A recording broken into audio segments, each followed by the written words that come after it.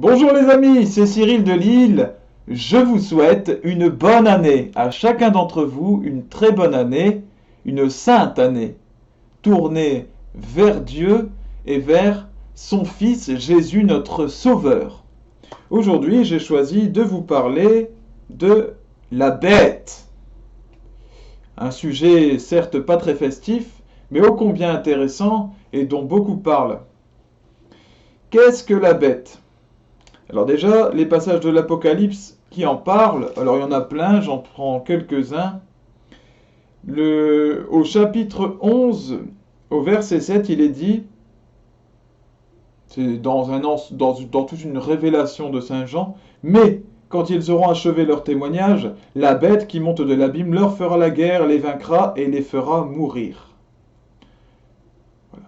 Leurs cadavres restent sur la place de la grande ville, qu'on appelle au sens figuré Sodome et l'Égypte, là où leur Seigneur aussi a été crucifié.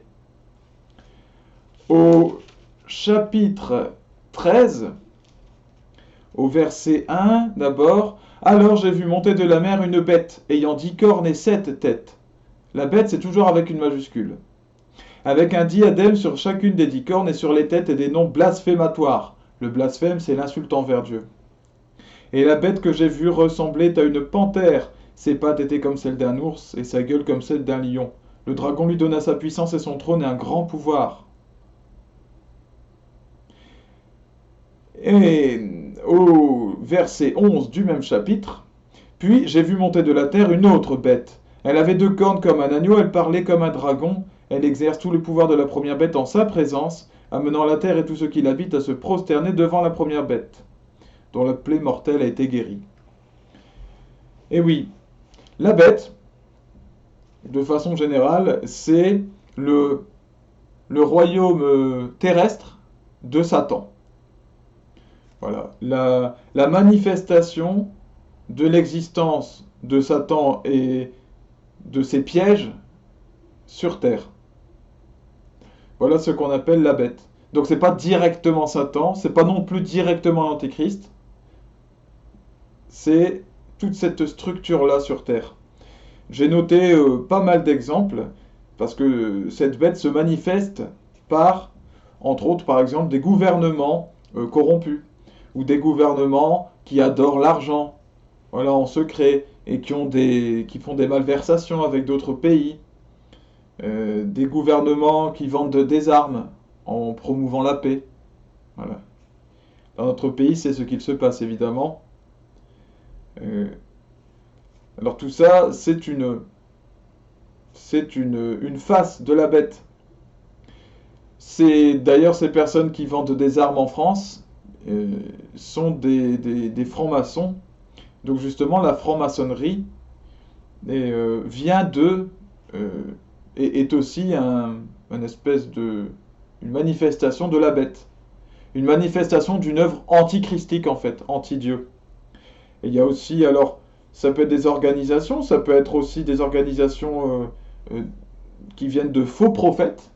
Alors, entre autres, nous avons Mahomet, qui est venu après le Christ pour annuler certaines choses annoncées par Jésus, tout en disant que en fait il n'annulait rien, comme tous les faux prophètes, comme par exemple Joseph Smith chez les Mormons.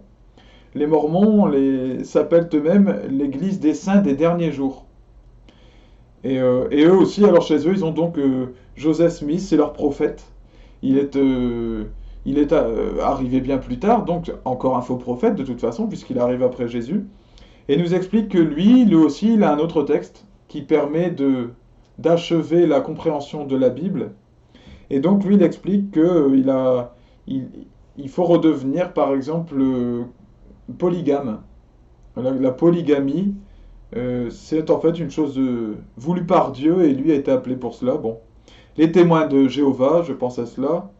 Et après Raël, les Raéliens, etc. Mais tous les faux prophètes et tout ce qui n'est pas la Sainte Église et qui se développe dans le monde, eh bien ce sont évidemment des manifestations de la bête, voilà, qui agit à travers des gens.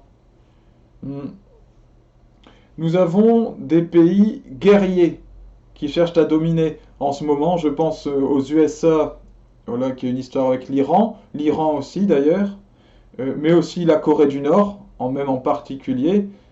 Je pense à Daesh, mais Daesh c'est particulier, c'est un État qui est un peu, qui n'est pas structuré, mais là aussi on a une manifestation évidente de la bête, une manifestation en fait de Satan sur Terre. Il y a des systèmes politiques entiers, alors nous avons eu au XXe siècle l'URSS, le communisme sous toutes ses formes en URSS, mais sous plein d'aspects encore aujourd'hui avec la Corée du Nord, la Chine, Cuba, et l'Allemagne nazie, évidemment. Nous avons eu des actes politiques anti-Dieu qui continuent aujourd'hui, contre lesquels manifeste le peuple de Dieu. Donc le mariage homosexuel, voilà, la procréation médicalement assistée, PMA, la GPA, la gestation pour autrui, la contraception chimique, l'avortement. Ce sont des œuvres de mort en général et des œuvres de détournement de la nature et du bon sens. L'euthanasie. Donc l'avortement, on tue les bébés, puis l'euthanasie, on tue les personnes âgées. Voilà. Il y a aussi ce qu'on appelle l'eugénisme, voilà, qui va vers le transhumanisme. L'eugénisme, c'est le fait, par exemple, de choisir quel enfant on veut. Voilà, je retire tel handicap, parce que moi, je veux pas un enfant comme ça, je considère qu'il n'a pas le droit de vivre, et je vais bientôt pouvoir choisir est-ce qu'il est blond, est-ce qu'il est grand, est-ce qu'il est petit, etc., en trafiquant le génome humain. Voilà, alors là, on est tout à fait dans le royaume de la bête, du démon, sur Terre. C'est une recherche d'aller contre Dieu et contre l'ordre naturel des choses. Alors là, les actes politiques, quand ça touche à la politique, ça forme ce qu'on appelle une structure de péché, comme l'a appelé Jean-Paul II.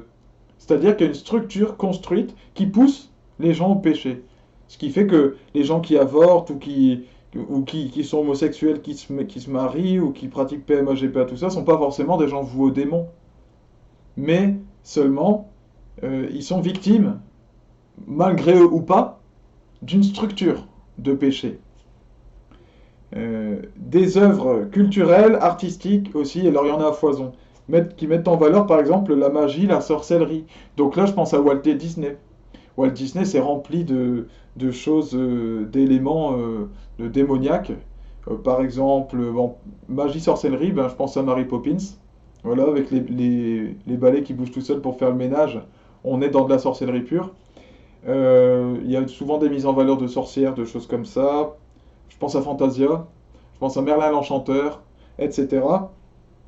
Le sexe débridé, alors ça c'est plus dans des chansons, mais ça peut être aussi au cinéma, dans des œuvres artistiques d'aujourd'hui, des œuvres artistiques, hein, dans lesquelles on présente des objets sexuels gonflés, c'est grotesque.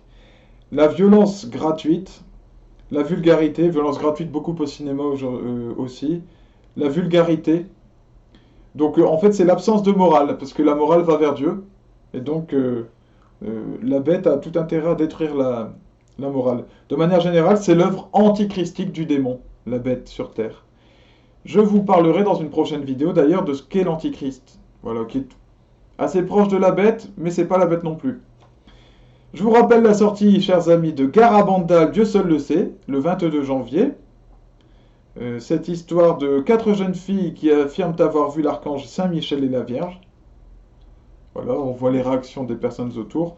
Je vous souhaite encore une très bonne année 2020 et je vous souhaite sincèrement de trouver le salut, la grâce et la paix par notre merveilleux Jésus-Christ, petit enfant, Verbe fait chair, qui nous sauve du mal et du péché.